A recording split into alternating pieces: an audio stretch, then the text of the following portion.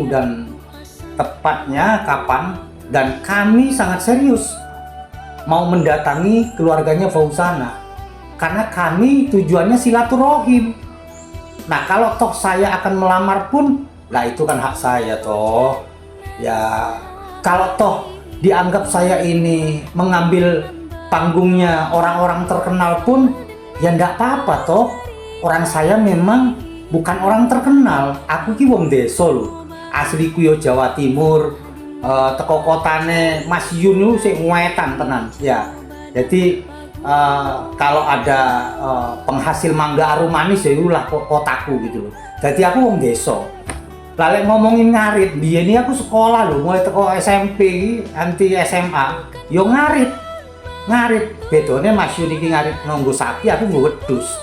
Sampai sekarang pun ya alhamdulillah lek cuman invest nang peternakan cilik-cilik ya alhamdulillah adalah ya. Jadi itu nggak penting lah. Apa hubungannya dengan kami? Pada saat ini sudah bicara kesukuan, walaupun saya bukan ahli budaya, tapi paling tidak saya baca buku, menonton, mendengar, sering berdiskusi gitu ya. Adat Minang ini banyak.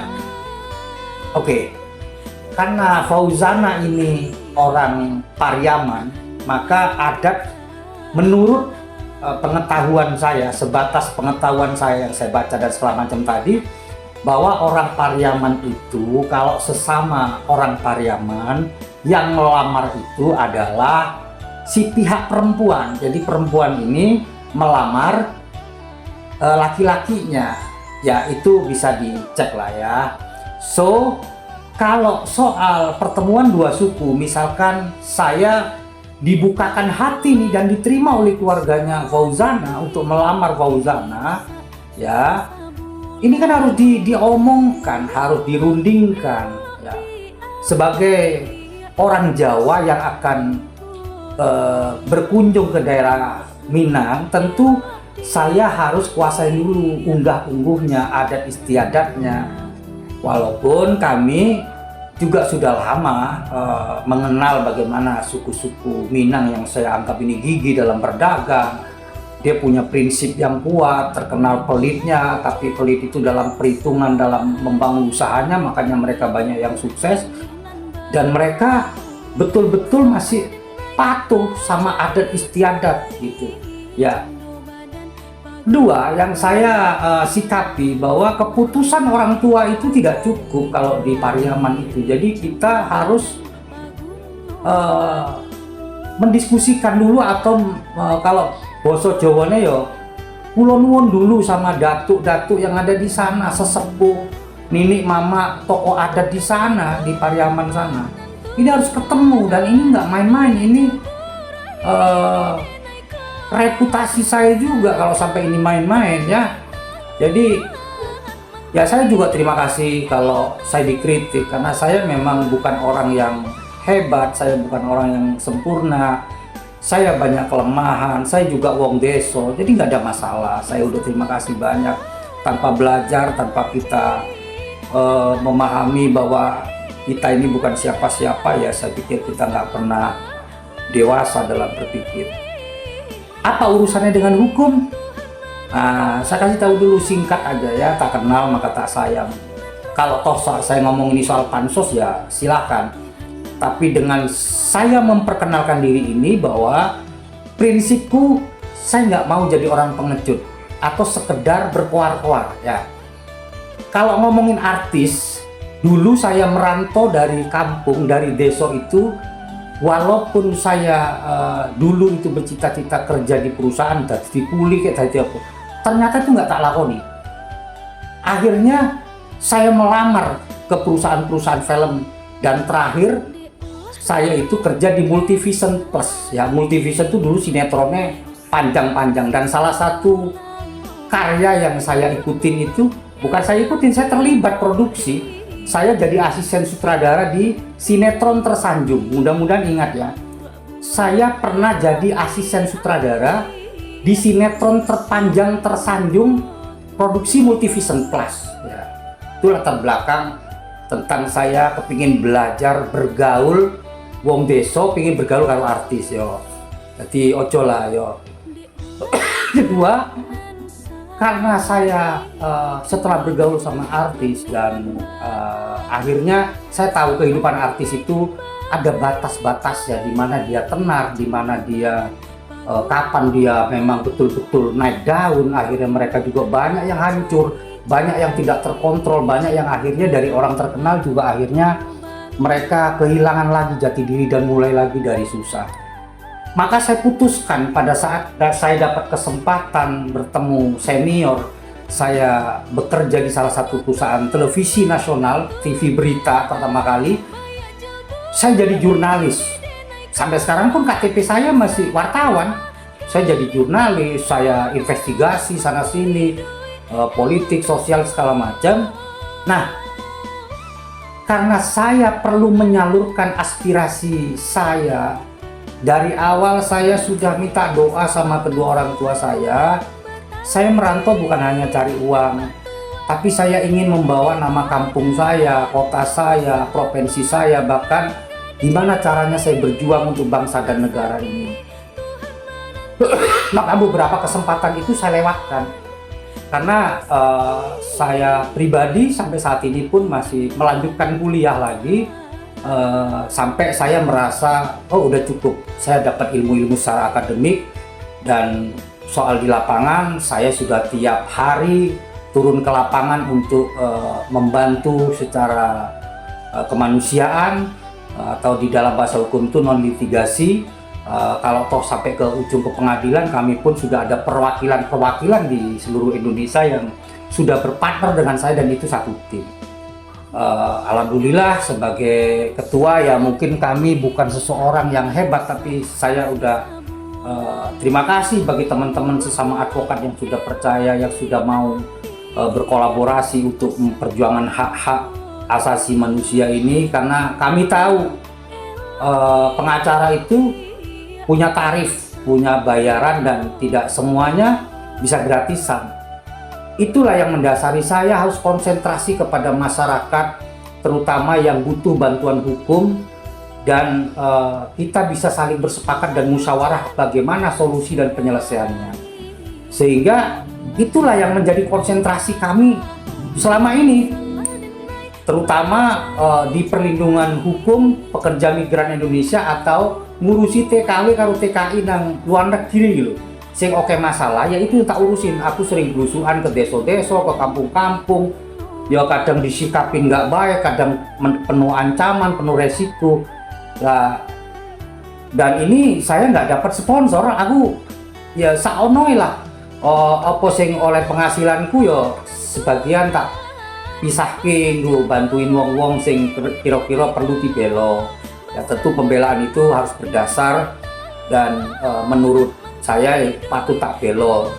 Nah, jadi ya seperti itu. Ini biar kenal ya, biar kenal. Jadi tak kenal maka tak sayang, itu kan pepatah. Balik lagi soal kasus Fauzana karo Mas Yun ini, aku ora kenal Mas Yun ini sopo yo, kenali mong itu. Cuman pada saat saya harus menyikapi kasus ini, saya ini asli Jawa Timur. Lah, lek wong Jawa Timur dianggap cemen, dianggap iki raduwe nyali, lah apa aku salah to yo dulu-dulu. Aku kate teko nang keluargane Fauzana. Dan ini juga suara terbuka saya. Mohon yang terhormat ama apanya Fauzana dan keluarga, datuk-datuk, nini mama, mohon izin maafkan saya kalau saya mungkin lancang bicara di medsos, tapi inilah bentuk komitmen saya untuk datang. Tinggal saya menunggu waktu yang tepat karena ini bertepatan dengan Nataru. Tentu semua orang punya kesibukan, apalagi dia artis. Jadi lamaran saya serius. Apa yang mau saya sampaikan? Jangan berkonotasi bahwa saya mencari kapling ini orang. Aku wis oke lah sih tak belani wis bergaul karo artis iki wis biasa ya, bukan sombong gitu.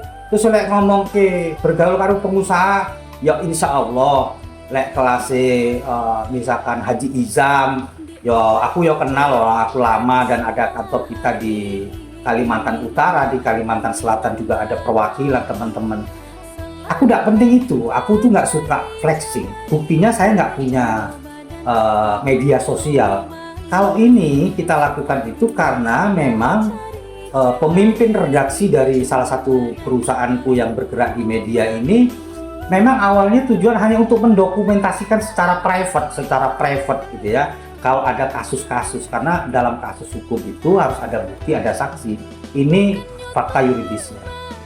Nah, lama-lama teman-teman yang berkembang di studio walaupun masih ala kadar, gak profesional, ya saya harus support karena itu anak muda.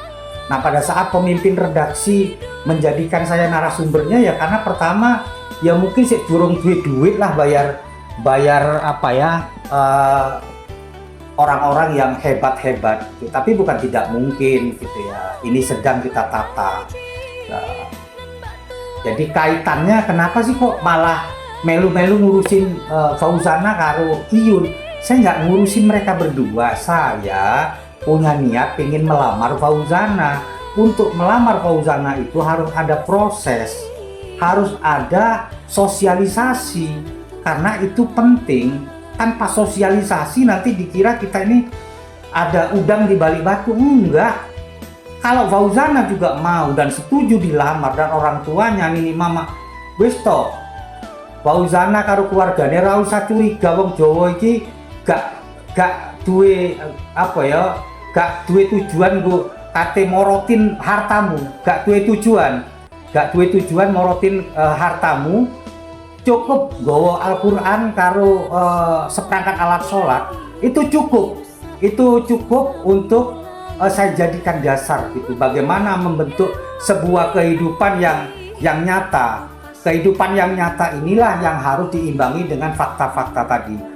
Hukum itu berdiri dari dua unsur, dari hukum adat ke hukum positif atau hukum negara.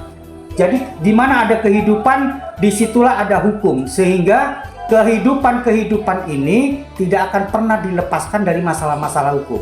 Pertanyaan saya, apakah Mas Iyun ini memang serius?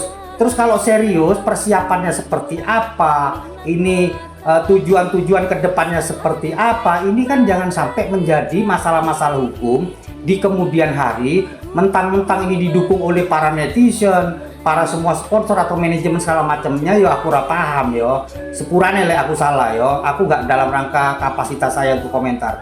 Sepurane. Jadi ini harus dijadikan patokan dari sekarang, jangan dari awal happy belakangnya ini menjadi persoalan hukum. Karena ngomong di media sosial iki sing nonton iki untuk wong Indonesia, ini internasional. Jadi saya berkaca dari sini sebagai seseorang yang saya turun ke masyarakat, ya saya ingin dalam berdemokrasi dan mensosialisasikan komunikasi ini, tentu saya juga punya tanggung jawab untuk membina anak-anak muda dari berbagai faktor sosial, dari berbagai lintas profesi, dari semua apresiasi itu, karena bangsa ini memang asetnya anak muda ya. Kalau saya ngomongin mungkin demam pansos, saya ikut partai politik, tapi saya nggak pernah berkuar-kuar tentang partai politik karena saya tahu etika berdemokrasi, berpolitik itu bukan hanya janji-janji, tapi harus ada bukti ya. Hukum hanya dua, harus ada bukti dan saksi. Maka nanti akan saya sampaikan bukti-bukti dan saksi-saksi itu pada saat saya sudah silaturahim, sudah dibukain pintu, sudah direstuin. Lah soal sing ditrimo sopo sing dadi bojone, ya dungakne wae, aku ya ditrimo ya ora apa-apa. Kan engko iso tak publish, engko iso tak informasikan. Lek perlu kanca-kanca wartawan pasti tak undang, wong iku kancaku kok.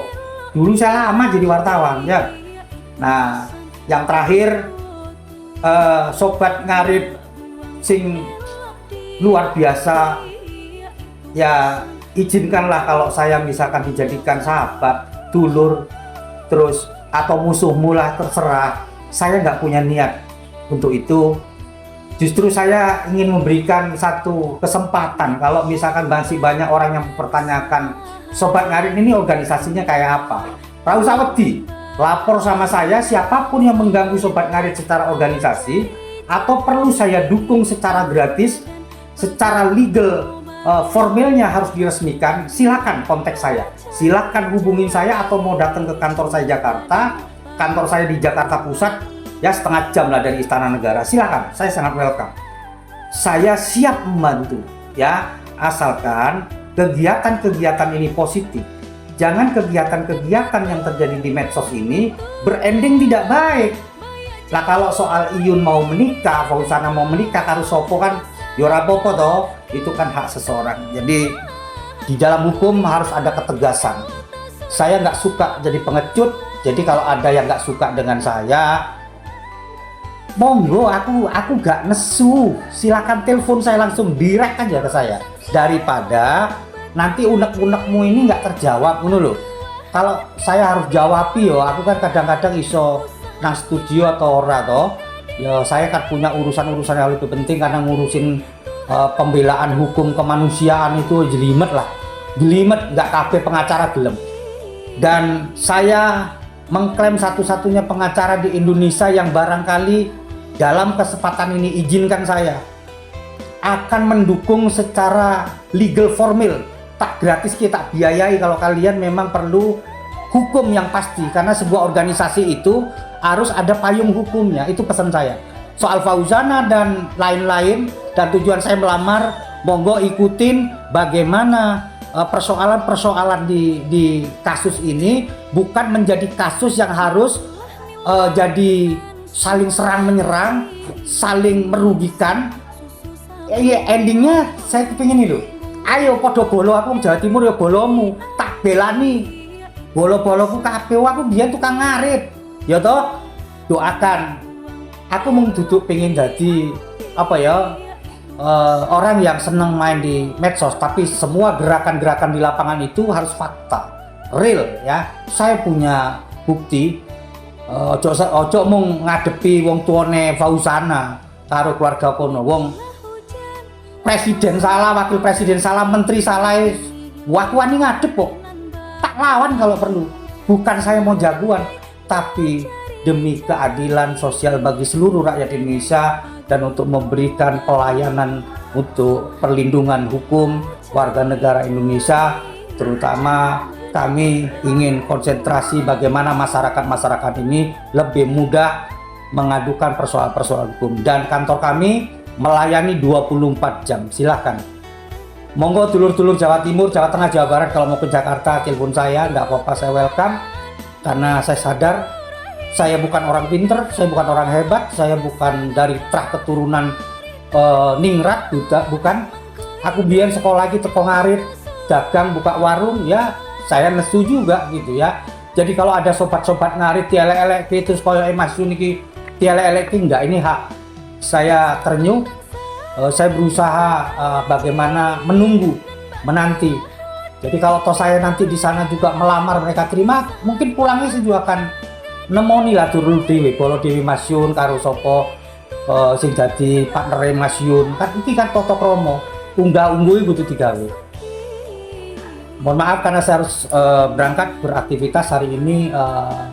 Tidak ada yang membuat kita harus saling serang menyerang atau ini, tapi kalau toh saudara mau menghujat saya atau aku udah siap gitu, karena saya udah siap ya.